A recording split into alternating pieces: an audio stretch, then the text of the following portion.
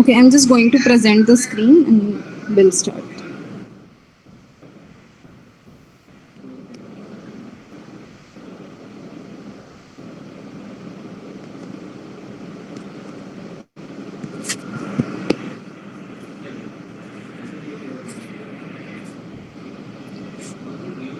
Okay, I had given you some questions as homework, but only one student has submitted. So just keep that up. With this attitude, definitely you will get very good marks in board exams. ऐसा क्यों है? क्यों नहीं submit किया बाकी लोगों ने homework? और लास्ट क्लास में बहुत कम लोग भी थे, आज भी वैसे कम ही है.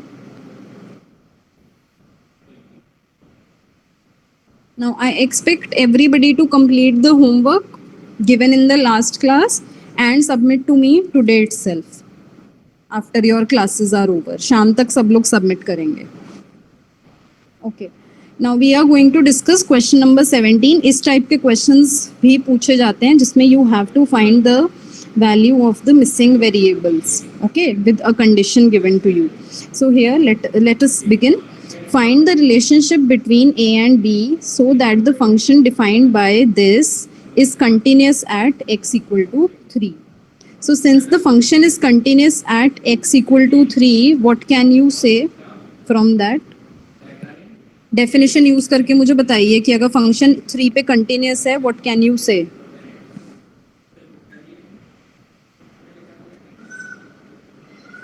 The LHL at 3 equals to RHL of 3. Yes, very good. LHL at 3 will be equal to RHL at 3 will be equal to function's value at 3. Okay, because f is continuous at 3. Some students will not be able to make out anything from the class because they did not attend the last class. Okay. So we'll write the left hand limit over here. So this implies you can directly write limit x tending to 3 minus fx is equal to limit x tending to 3 plus fx is equal to f of 3. This implies. Now,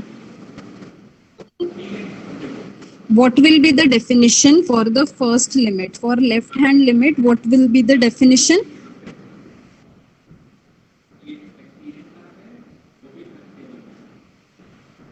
बताइए, आप ही लोग बताएंगे. Left hand limit के लिए क्या definition use होगी? Yes, ax plus 1, क्योंकि ये लेस देन 3 के लिए है. Okay, so it will be limit x tending to 3 minus ax plus 1. This will be equal to limit x tending to 3 plus, now what will be the definition? Bx plus 3. Yes, it will be bx plus 3. And what will be the value of the function at 3? Equal to 3 पे क्या definition है? Ax plus 1. Yes, ax plus 1. तो यहाँ पे तो value limit नहीं आएगी, directly put करेंगे. तो ax यानी कि 3 plus 1. So this is what we have obtained. Now let us write. अब यहाँ पे 3 पुट कर देंगे तो हमारे पास आ जाएगा 3a plus 1. We will put 3 here also. We get 3b plus 3 and this is 3a plus 1. Okay. So first and last one are same. Using these two, we will write the relationship. So you were asked to find the relationship. So we'll write therefore 3a plus 1 is equal to 3b plus 3. और इसको थोड़ा सा simplify कर लेंगे तो क्या हो जाएगा? 3a minus 3b is equal to 3 minus 1. If you take 3 common, it will be a minus b is equal to 2. So this will be a minus b is equal to 2 by 3. So this is the relationship between a and b that will be there if function is continuous at x equal to 3.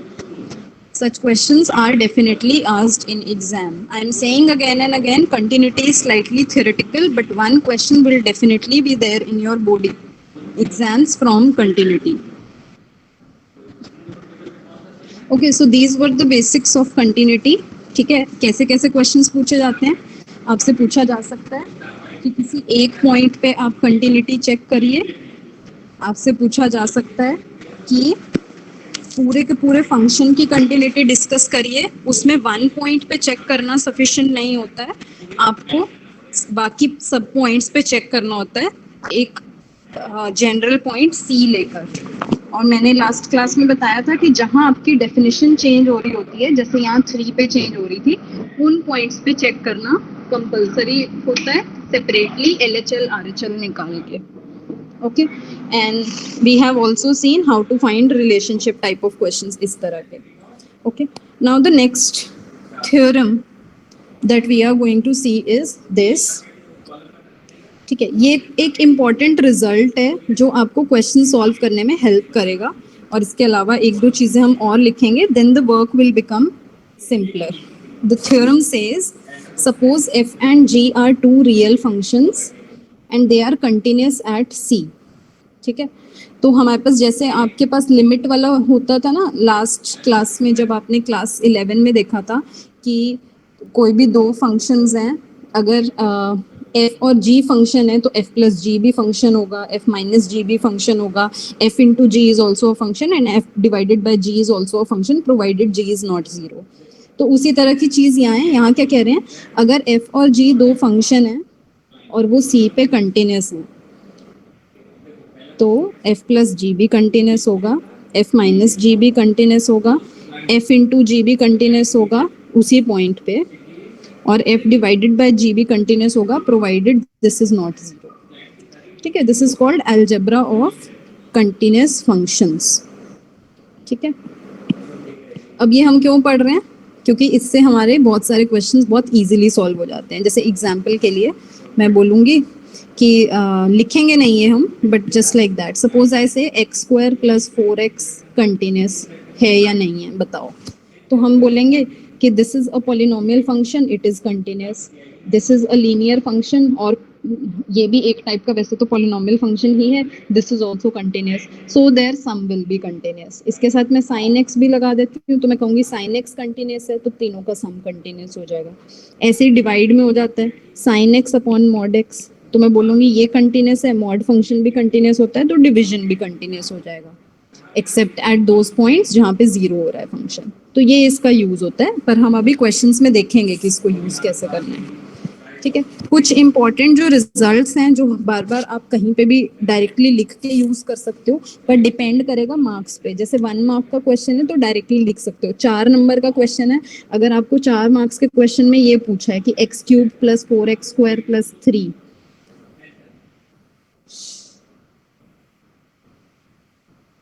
ठीक है, तो अगर आपका ये है कि x cube plus 4x square plus 3 ये एक पॉलिनोमियल फंक्शन है और आपको प्रूव करना है कि वो कंटिन्यूस है, अगर 4 मार्क्स में पूछा गया है, तो आप डायरेक्टली नहीं लिखेंगे, तो आप ये थोड़ी लिख सकते हैं कि ये एक पॉलिनोमियल फंक्शन है इसलिए कंटिन्यूस है.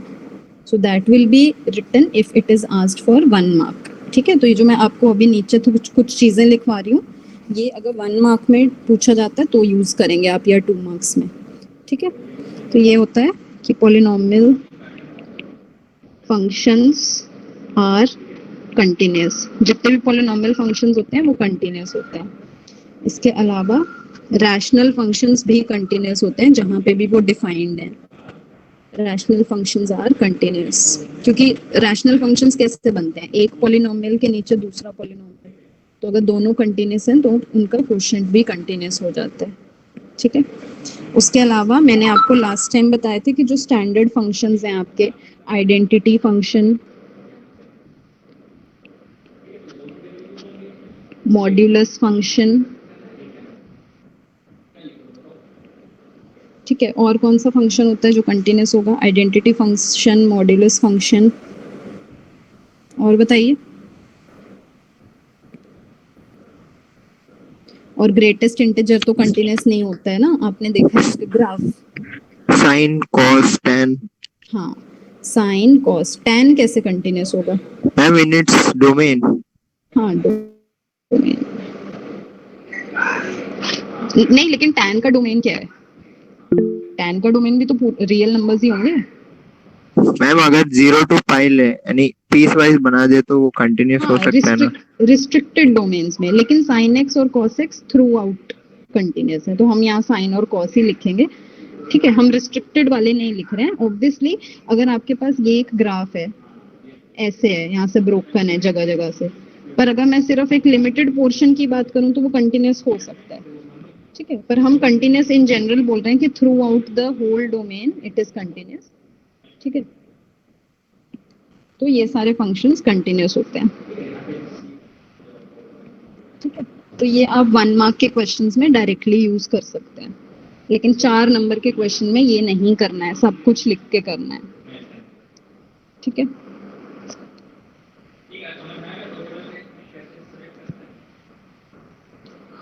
ये एक क्वेश्चन है, discuss the continuity of the following functions. लेकिन ये करने से पहले हम ये प्रूव करेंगे कि जो फंक्शन है, अभी तक हमने ट्रिग्नोमेट्री वाला कोई क्वेश्चन नहीं किया है कि साइन एक्स कॉस एक्स ये कंटिन्यूस है या नहीं है। ठीक है, हाँ, साइन इनवर्स कॉस इनवर्स ये भी हो जाएंगे कंटिन्यूस क्योंकि इनवर्स है उनका। ठीक है, तो अब हम ये डिस्कस करेंगे कि ये कंटिन्यूस, इनको प्रूव कैसे करते हैं। अभी तक आपने जो फंक्शंस लास्ट क्लास में देखे थे वो ज्यादातर अलजेब्राइक फंक्शंस थे, ऐसे वाले फंक्शंस थे जिसमें ट्रिग्नोमेट्रिक रेशियोज कहीं इन्वॉल्व नहीं थी, ट्रिग्नोमेट्रिक फंक्शंस नहीं थे वो।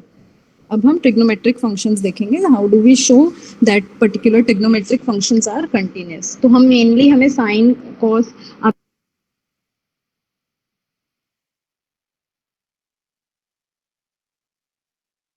and I think in restricted domain some more functions. ठीक है, तो हम एक आध क्वेश्चन ऐसा वाला करके देखेंगे कि how do we prove that a particular trigonometric function is continuous. ठीक है, तो let us prove it for maybe cos, क्योंकि sin वाला जो है वो आपके एग्जाम्पल में है। ठीक है, आपकी बुक में जो एग्जाम्पल दे रखा है उसमें sin का कंटिन्यूटी प्रूव की हुई है, तो let us do it for cos. Okay, so we'll take it as a question.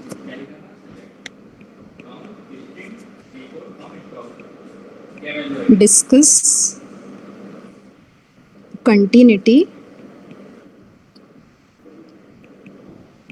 of cosine function.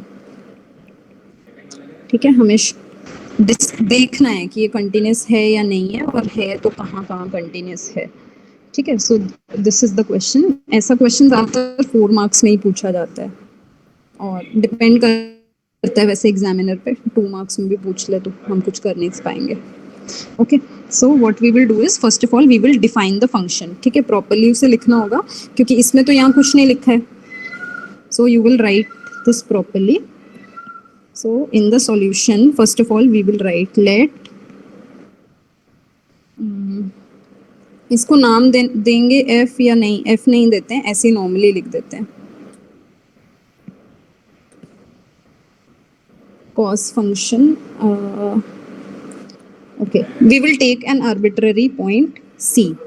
ठीक है, हम ऐसे स्टार्ट करते हैं जैसे आपने उस दिन पहले भी किया था क्वेश्चंस में, कि हमने एक आर्बिट्ररी पॉइंट लिया था और फिर उसमें प्रूव किया था।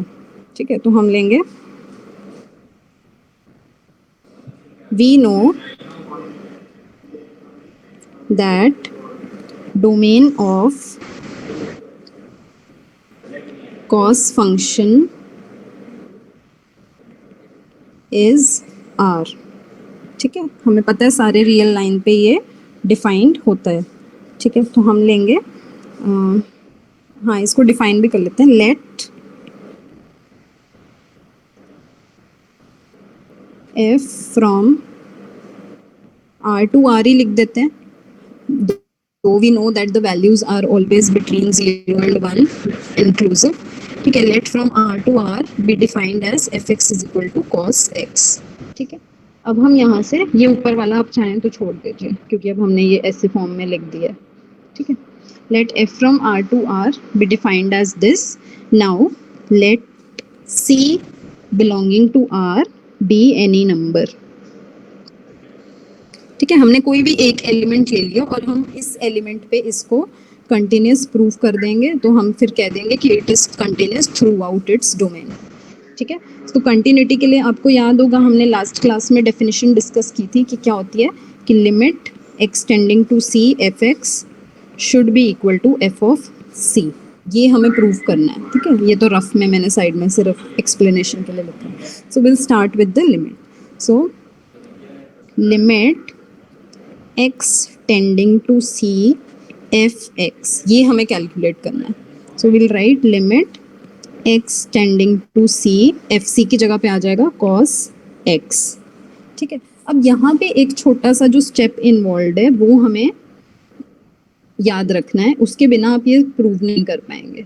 ठीक है, हमें क्या स्टेप याद रखना है, देखिए x जो है इसमें इस स्टेप को ध्यान से समझेंगे। इस लिमिट का मीनिंग ये है कि x is becoming almost equal to c। ठीक है, ऑलमोस्ट c के इक्वल है। अब मैं इसी को ऐसे रिप्लेस कर रही हूँ। आपने इस तरह का डेरिवेटिव्स में देखा था last time, cos x plus c, cos, एक मिनट पहले हम लिखेंगे, एक मिनट, will write let x is equal to c plus h. हाँ ठीक है, हम x को क्या लिख रहे हैं, c प्लस एच, पर हम यहाँ पे क्या बोल रहे हैं कि x ऑलमोस्ट c के इक्वल हो रहा है। अगर x ऑलमोस्ट c के इक्वल हो रहा है तो h की वैल्यू क्या हो जाएगी, ऑलमोस्ट, आप लोग बताएंगे।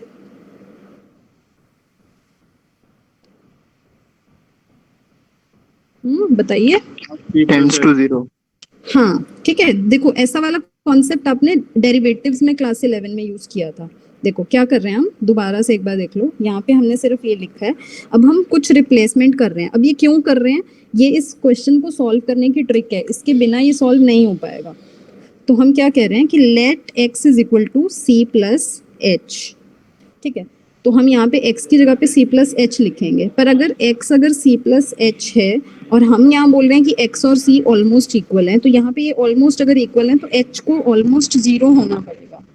ठीक है, तो इसलिए हम इस स्टेप को रिप्लेस अब हम कर सकते हैं।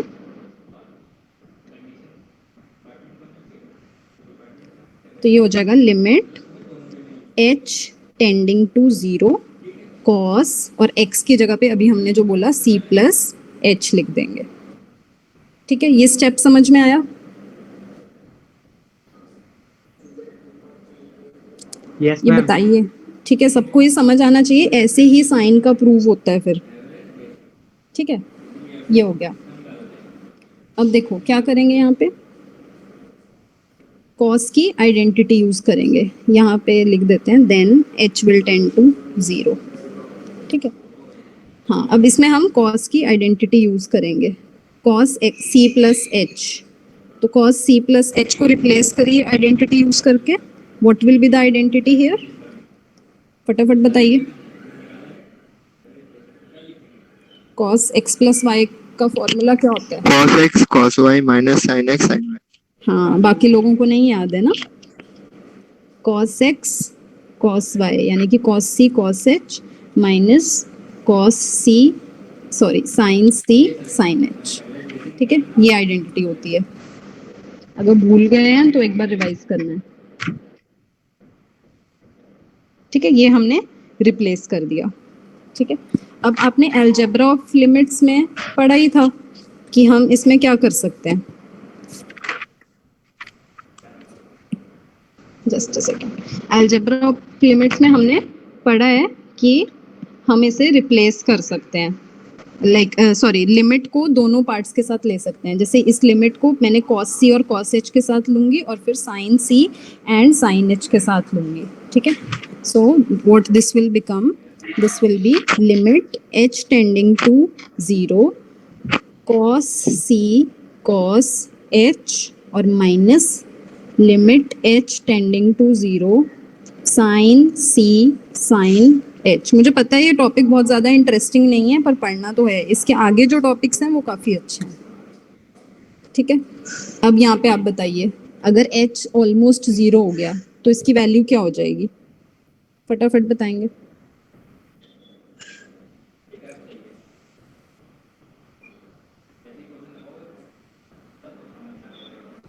बताओ अश्लेषा, बताओ if cos, if for the first expression what will be the value?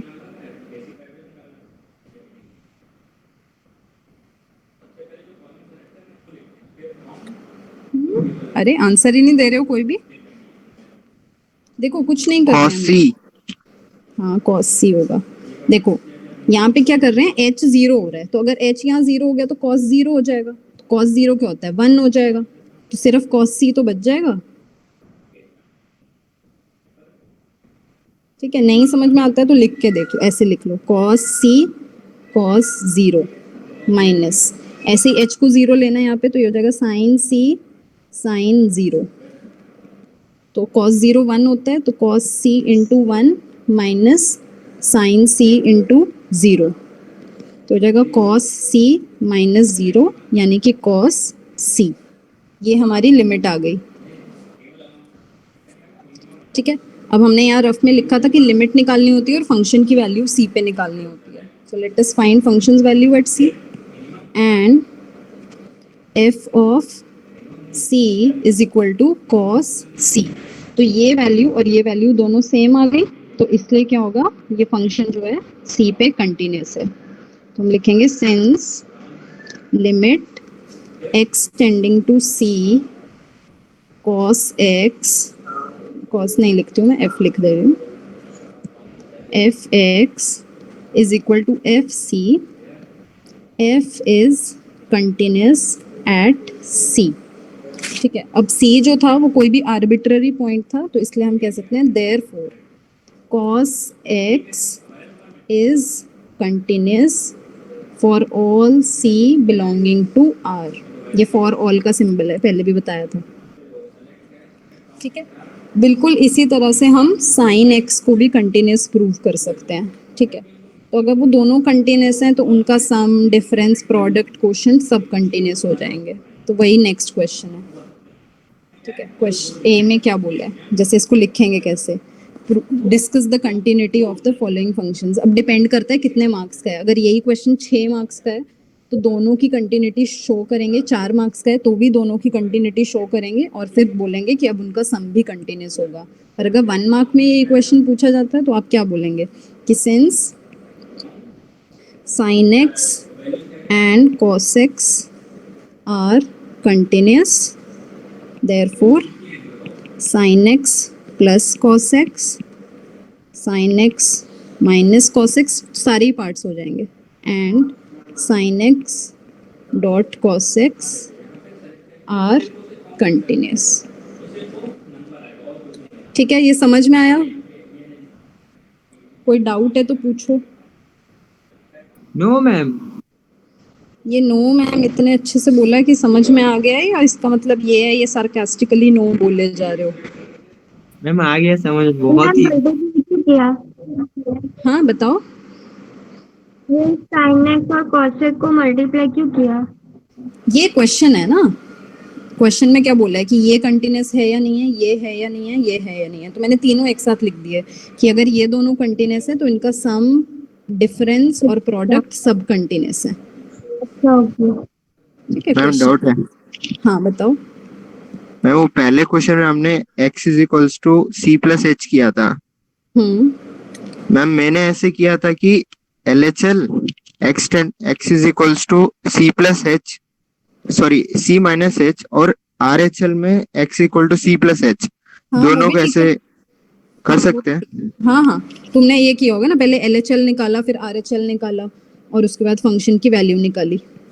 Ma'am वो सब्स्टिट्यूशन में LHL में c माइनस और RHL में c प्लस C एच है। प्लस, हाँ हाँ हाँ हाँ, बिल्कुल कर सकते हैं, कर सकते हैं।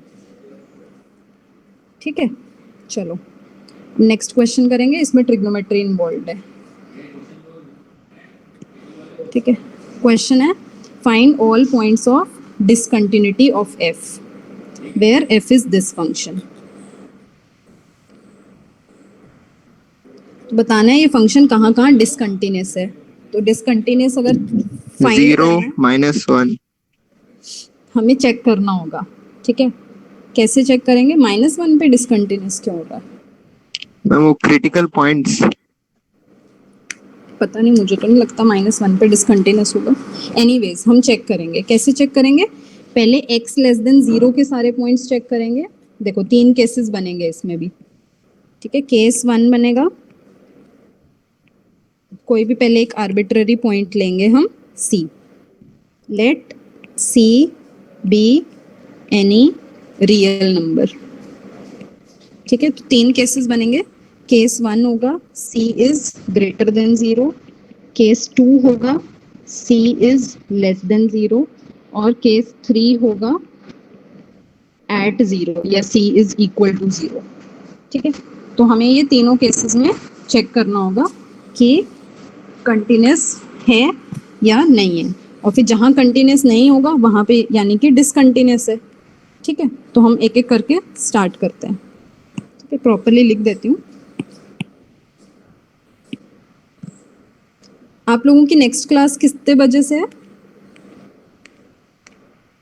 12। हाँ ठीक है, मैं थोड़ी लंबी क्लास लूंगी। वाई बाय मैम 11:15 को भी है। क्यों 11:15 को तो कोई क्लास नहीं है? आज गेम्स की है। सैटरडे को गेम्स होता है तुम्हारा? अनिल सर ने डाला। ऐसे कैसे? रुको मेरे को चेक करने दो टाइम टेबल, 1 मिनट वेट करो। मैम सर ने आज मैसेज किया कि 11:15 से क्लास है। हाँ हाँ, तो एक बार देख लेती हूँ ना, सर भी तो गलती से मैसेज कर सकते हैं, चेक करने दो। हाँ आज है तुम लोगों की फिजिकल एजुकेशन। वैसे तो अटेंड पता नहीं तुम लोग करते हो, पहले की है? आज पहली बार हो रही है। अच्छा अच्छा, हाँ हाँ ठीक है, कर लेना, ठीक है, कोई बात नहीं, टाइम से ख़त्म कर देंगे, 5 मिनट ज़्यादा से ज़्यादा थोड़ा सा। एक्चुअली मैं चैप्टर फिनिश करना, ये टॉपिक फिनिश करना चाह रही थी ताकि डिफरेंशिएशन हम स्टार्ट कर सकें, ठीक है। हाँ ठीक है, देखो अब हम कहेंगे, अब हम देखो अलजेब्रा ऑफ कंटिन्यूअस फंक्शन कैसे यूज करेंगे। देखो हम बोलेंगे let c belonging to r be any number. तो अभी जैसे मैंने बोला था कि 3 केसेस बनेंगे। Case 1 c is greater than 0। अब हमें पूरा लिमिट विमिट नहीं लिखना, ठीक है। अब हम इसमें क्या बोलेंगे, since sin x is continuous for all x greater than 0 and x is continuous, दो फंक्शन है ना, देखो sin x और x, मैंने ये लेस देन 0 लेना था, c लेस देन 0 ये वाला ले रही हूँ पोजीशन, ठीक है। Let c be any number, तो मैं ये बोल रही हूँ अगर c 0 से छोटा कोई नंबर है तो उसकी डेफिनेशन ये रहेगी। अब इस डेफिनेशन में हम सीधा सीधा बोलेंगे sin x कंटिन्यूअस है for all x less than 0, ठीक है, और x भी कंटिन्यूअस है for all x less than 0। क्यों कंटिन्यूअस है? sin x की कंटिन्यूटी अभी अभी हमने cos की देखी, वैसे ही sin x भी कंटिन्यूअस होता है। और ये क्या है हमारा, ये कौन सा फंक्शन है, जल्दी से नाम बताओ। Linear function. fx equal to x कौन सा फंक्शन होता है? आइडेंटिटी। हाँ आइडेंटिटी फंक्शन है, ठीक है। तो वो भी हमने देखा था कि आइडेंटिटी फंक्शन कंटिन्यूअस होता है, तो इसलिए sin x upon x is continuous for all x less than 0। तो फर्स्ट केस ऐसे ही हो गया, लिमिट विमिट लिखने की जरूरत नहीं है। ऐसे हमारा सेकंड केस भी हो जाएगा। केस 2 में हम बोलेंगे c इज ग्रेटर देन 0। तो देखो ग्रेटर देन 0 के लिए डेफिनेशन क्या है, x प्लस 1 है डेफिनेशन, ये डेफिनेशन है ग्रेटर देन 0 के लिए, ठीक है। तो हम लिखेंगे सिंस x प्लस 1, या ऐसे पूरा लिख लेते हैं, since x is continuous for all x greater than 0। क्यों? क्योंकि ये आइडेंटिटी फंक्शन है। And 1 is also continuous. ये 1 कौन सा फंक्शन है? fx इक्वल टू 1, इसको हम कौन सा फंक्शन? Constant function. हाँ कांस्टेंट फंक्शन, ठीक है। तो कांस्टेंट फंक्शन दोनों के दोनों कंटिन्यूअस हैं, तो इसलिए हम कहेंगे सो x plus 1 is continuous for all x greater than 0। तो सेकंड केस भी हो गया। अब थर्ड केस ही मेन होता है जिसमें वैल्यूज चेंज करनी होती हैं, उसमें हम सारे के सारे LHL RHL सब निकालते हैं एट 0। अब इसके लिए हमें LHL भी निकालना है, RHL भी निकालना है और फिर देखना है कि कंटिन्यूस है या नहीं है। ये जो केस 2 मैंने लिखा, इसमें हम आप डायरेक्टली भी लिख सकते थे या फिर और आप लिख देते x+1 is continuous for all x greater than 0 being a polynomial function. अभी अभी हमने पढ़ा कि पॉलिनोमियल फंक्शंस भी कंटिन्यूस होते हैं, तो ये भी लिख सकते हैं। तो there are many methods of writing the same thing, ठीक है। अब case 3 is the main thing where you have to check continuity at 0। तो सबसे पहले हम LHL निकालेंगे। So left hand limit at 0 will be equal to limit x tending to 0 minus। अब मुझे जल्दी से यहाँ से देख के बताइए कि लेस देन 0 के लिए कौन सी डेफिनेशन यूज करेंगे आप। क्वेश्चन देख के बताइए, लेस देन 0 के लिए क्या डेफिनेशन है? sin x upon x। sin x upon x, ठीक है।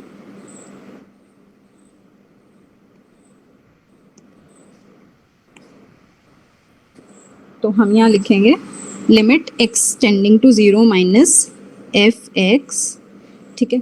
और हमें यहाँ पे दिख रहा है कि जो डेफिनेशन है वो है sin x upon x। So limit x tending to 0 minus, अब ये है sin x अपॉन x। अब देखो ये वाली लिमिट आप डायरेक्टली नहीं निकाल पाओगे, क्या आप निकाल सकते हो ये वाली लिमिट डायरेक्टली? आप लोगों ने क्लास 11 में सीखा था, देखो ये कौन सी फॉर्म बन रही है, 0/0 फॉर्म। तो इसको आप डायरेक्टली तो नहीं निकाल सकते, तो इसके लिए हम क्या करते हैं? स्टैंडर्ड लिमिट है ना वो। हाँ ये तो आपको याद भी है, यस आपने किया था ना क्लास 11 में sin x अपॉन x का लिमिट 1 आता है। हाँ हाँ हाँ ठीक है, हाँ ये तो स्टैंडर्ड लिमिट है, ठीक है। बिकॉज यहाँ पे लिख भी लो साइड में ताकि बाद में आगे के क्वेश्चंस में भी यूज होगा। तो फिर लिमिट x टेंडिंग टू 0, तो ये यहाँ पे मैं LHL RHL नहीं निकाल रही, फिर हाँ LHL निकालना है, ठीक है। Because limit x tending to 0 sin x upon x is equal to 1, ठीक है। अब हम RHL निकालेंगे क्योंकि डेफिनेशन डिफरेंट है। अगर डेफिनेशन सेम होती तो सिर्फ एक ही बार लिमिट निकालते हम। Limit x tending to 0 plus f(x)। अब आप देखिए वापस से क्वेश्चन में 0 से बड़े नंबर्स के लिए डेफिनेशन है x+1। तो हम यहाँ लिखेंगे limit x tending to 0 plus x+1, और यहाँ पे x की जगह पे 0 जब पुट करेंगे we will get the answer 1। तो LHL RHL दोनों इक्वल आ गए। और अब f की वैल्यू 0 पे, तो 0 पे जल्दी से देखिए 0 पे what is the definition, again यही वाली है x+1। So it will be 0 + 1 that is again equal to 1। तो अब आप देख सकते हैं इसमें कि दोनों LHL RHL they are equal and the value of the function at 0 is also same। तो हम लिखेंगे since LHL at 0 is equal to RHL at 0 is equal to f of 0। तो इससे हम कह सकते हैं f is continuous at 0। तो देखो हमने केस 1 में बोला कि लेस देन पे भी कंटिन्यूस है, केस 2 में बोला मोर देन पे कंटिन्यूस है, केस 3 में बोला 0 पे भी कंटिन्यूस है। तो इसलिए ये फंक्शन थ्रू आउट कंटिन्यूस है। Therefore f(x) is continuous at all points. और क्वेश्चन था find all points of discontinuity, so discontinuity के लिए कोई पॉइंट नहीं है। There is no point of discontinuity।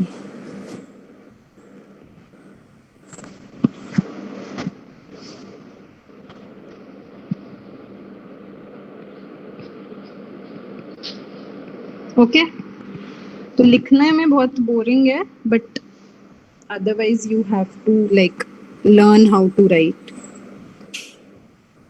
ठीक है। ये वाले जो क्वेश्चंस हैं ऐसे क्वेश्चंस पूछे जाते हैं, अगर पूछा गया तो 4 मार्क्स में पूछा जाएगा। ये ऐसे टाइप का तो अभी हमने किया ही है। Let us see one question where trigonometry is involved. We will do question number 26। ठीक है, क्या बोला है? Find the value of k so that the function is continuous at the indicated point. मतलब यहाँ पे बोल रहे हैं कि जो fx फंक्शन है ये π/2 पे कंटिन्यूअस है। अगर कंटिन्यूअस है तो k की वैल्यू निकालो। ये बिल्कुल वैसा ही क्वेश्चन है जो अभी हमने in the beginning of the class किया था a और b वाला, कि अगर 3 पे फंक्शन कंटिन्यूअस है तो a और b का रिलेशनशिप निकालो। अब यहाँ पे क्योंकि a की वेरिएबल है तो उसकी हम वैल्यू निकाल पाएंगे। ठीक है, तो हमें क्या करना होगा, इसमें भी LHL RHL नहीं होगा क्योंकि इसमें क्या है, लेफ्ट और राइट दोनों पे वैल्यू यही है। तो लिमिट निकालेंगे, फंक्शन की वैल्यू निकालेंगे और दोनों को इक्वल पुट करेंगे, वहीं से हमारे पास k की वैल्यू आएगी। ठीक है, so let us start. Since f is continuous at π/2 तो क्या होगा, लिमिट जो होगी π/2 की वो इक्वल होगी फंक्शन की वैल्यू एट π/2। ठीक है, ये रूल यूज होगा, डेफिनेशन ही है ये। तो अब हम ये दोनों चीजें निकालेंगे। पहले फंक्शन की वैल्यू निकाल लेते हैं π/2 पे। What will be f of π/2? जल्दी से डेफिनेशन देख के बताइए मुझे।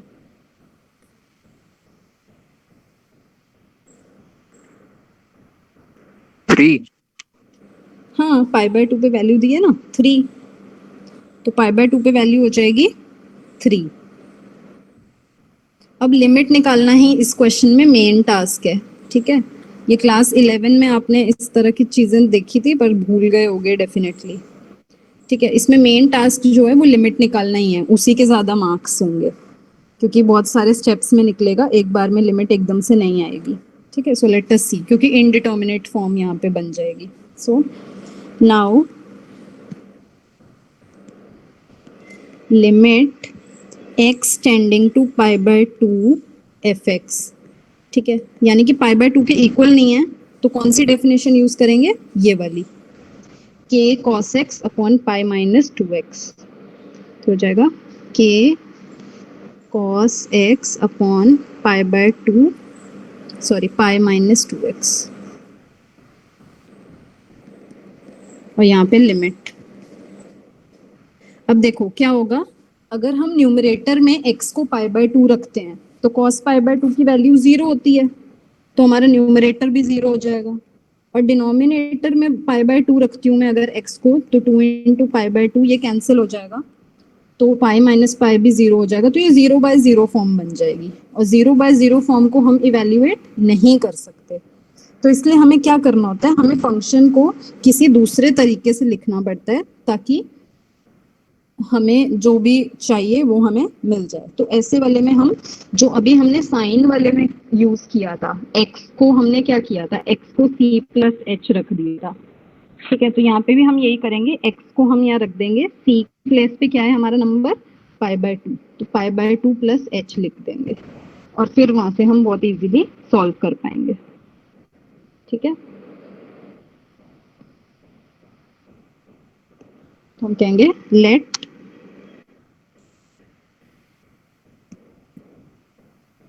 हैंग हो गए,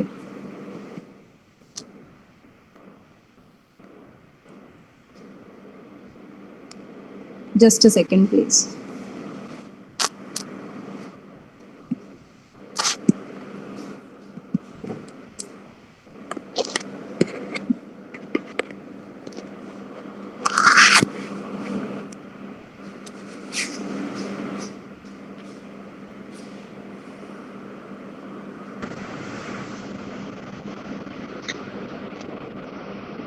ओके,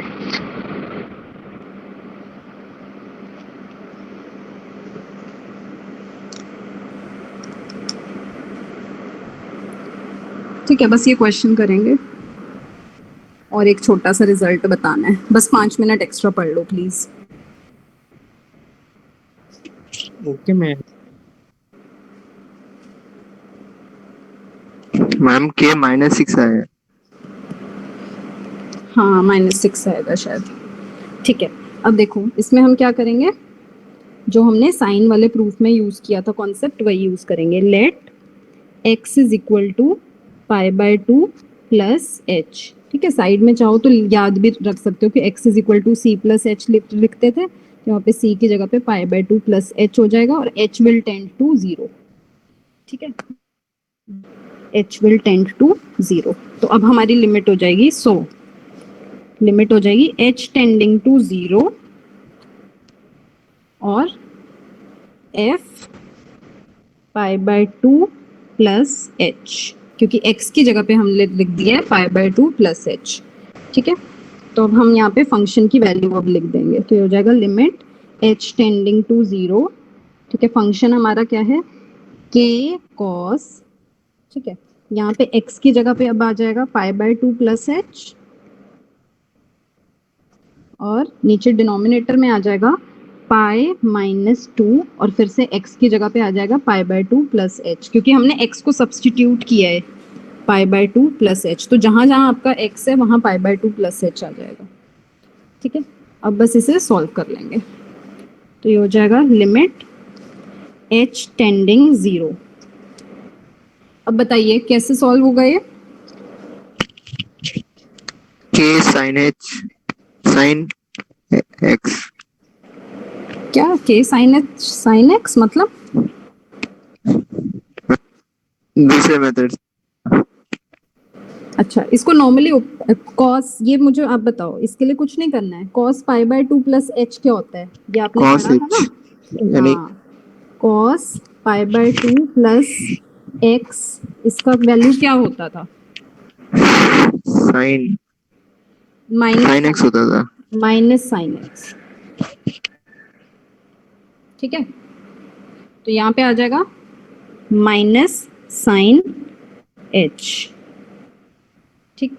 यहाँ पे h ही कर देती हूँ मैं साइड में, ताकि ये फॉर्मूले हैं क्लास 11 के, कुछ भी समझ नहीं आएगा ना ही याद रहेगा जब तक आपको ये फॉर्मूले नहीं पता होंगे, ठीक है। तो आप एक बार ये फॉर्मूले रिवाइज करिए, अपॉन ब्रैकेट में क्या हो जाएगा, ये पाई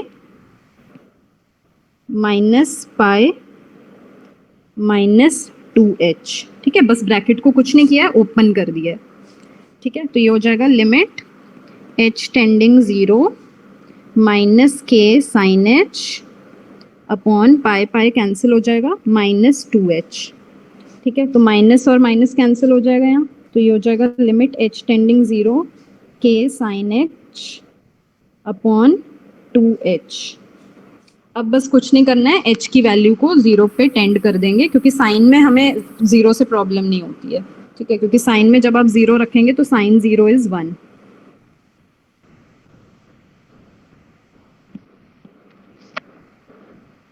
और कंटिन्यूटी छोड़नी नहीं है किसी भी हालत में, कहीं ऐसे सोचो कि बहुत सारे टॉपिक्स हैं कंटिन्यूटी छोड़ देते हैं, ठीक है।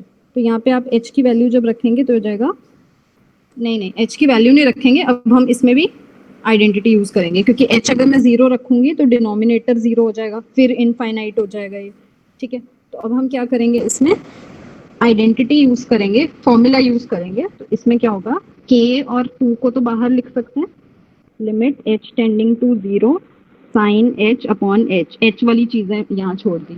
अब हमें पता है कि ये क्या होता है, because limit sine h upon h tending to 0 ये होती है 1 के इक्वल, तो यहाँ पे हो जाएगा ये k अपॉन 2 इंटू 1, तो आंसर आ गया आपका k अपॉन 2, ठीक है। इसको मैं मार्क कर देती हूँ इक्वेशन बी, और स्टार्टिंग में जो हमने फंक्शन की वैल्यू निकाली थी इसे बोल देते हैं इक्वेशन ए।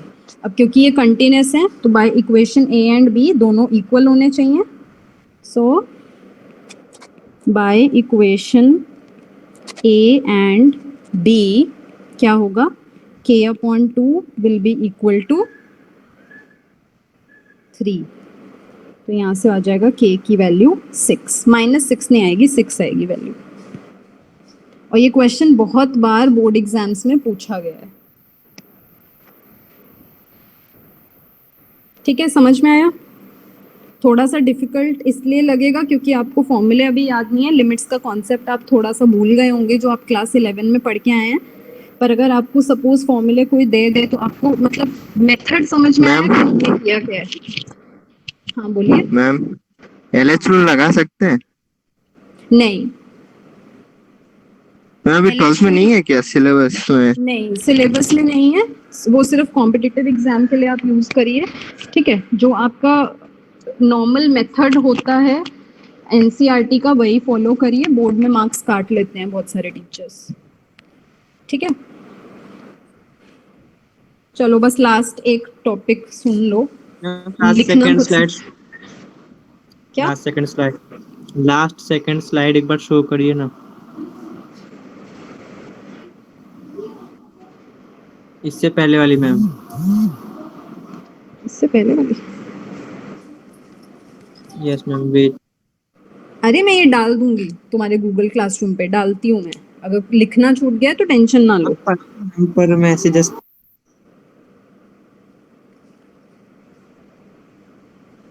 द्वारका स्क्रीन कैप्चर ले ले। हाँ, I will send this in Google classroom. बस 1 मिनट के लिए ये सुन लो जल्दी से। देखो ये थोड़ा डाइसी इसलिए क्योंकि इसमें देखो कॉम्पोजिशन फंक्शन यूज हो रहा है, पर कॉम्पोजिशन फंक्शन आपके चैप्टर 1 में था और वो सिलेबस से डिलीट हो गया है। पर जब ये चैप्टर हम ये वाला पढ़ रहे हैं तो इसमें कहीं नहीं लिखा हुआ कि कॉम्पोजिशन फंक्शन वाला थ्योरम नहीं करना है, ठीक है। तो एक बार हमने तो पढ़ा ही था, तो सुन लो बस ध्यान से। क्या है?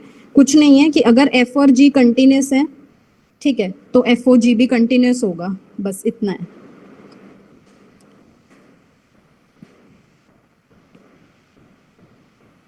ठीक है, इसमें कैसे बोल रहे हैं देखो, हमने पढ़ा था एफ ओ जी में क्या होता है, पहले हम जी को लगाते हैं फिर एफ को लगाते हैं। तो एफ ओ जी ऑफ सी क्या होता है? एफ जी सी। तो हम बोल रहे हैं कि जी को सी पे कंटिन्यूस होना चाहिए और एफ को जी सी पे कंटिन्यूस होना चाहिए, तो एफ ओ जी भी कंटिन्यूस होगा। कुछ भी नहीं करना है, ये इसलिए बता रही हूँ मैं, थ्योरम याद करने की जरूरत नहीं है, क्वेश्चन में यूज होता है ये। जैसे कि ये 31 वाला क्वेश्चन देखो, इसमें सॉल्यूशन में हम सिंपली क्या लिखेंगे, यहाँ पे लिखा है f x is equal to cos x square continuous है या नहीं है, ये तुम्हें प्रूव करना है, ठीक है। तो हम कुछ नहीं बोलेंगे, हम बोलेंगे since x square is continuous and cos x is continuous, so this implies cos x square is continuous। और इसमें रीजन दे देंगे because composition of continuous functions is continuous, ठीक है। तो कॉम्पोजिशन के बारे में एज सच अलग से नहीं पढ़ना है, पर इस तरह के क्वेश्चन अगर बाय चांस आ जाता है, देखो ये तो अग्री करते हो ना, ये प्लस माइनस मल्टीप्लाई डिवाइड नहीं है, ये function plus minus multiply divide से नहीं बना है, ये कॉम्पोजिशन से बना है। इसको मल्टीप्लाई मत समझ लेना कि कॉस और एक्स स्क्वायर मल्टीप्लाई हो रहा है, ठीक है। तो बस इतना ही यूज था इस थ्योरम का, थ्योरम नहीं याद करनी है, कुछ नहीं करना है। जैसे अब देखो 32 वाला देखो जल्दी से, 32 में भी हमें ऐसे ही लिखूंगी, since cos x is continuous and mod x is continuous, तो mod of cos x is continuous। और फिर से यही रीजन आएगा same, because composition of functions is continuous, continuous functions, ठीक है। ये समझ में आ गया सबको कि ये यूज एज सच नहीं पढ़ना है कॉम्पोजिशन, पर इस चैप्टर में से क्योंकि डिलीट नहीं हुआ है तो बाय चांस 1 मार्क वगैरह में पूछा जा सकता है। Okay, so that's all in today's class. In the next class we will start differentiation, जो बहुत बहुत बहुत इंटरेस्टिंग है। कंटिन्यूटी थोड़ा सा थ्योरेटिकल है, इसलिए हो सकता है सबको अच्छा ना लगाओ, पर अच्छा ना भी लगाओ तो भी प्लीज पढ़ लेना, क्योंकि एक क्वेश्चन इसमें से जरूर आता है।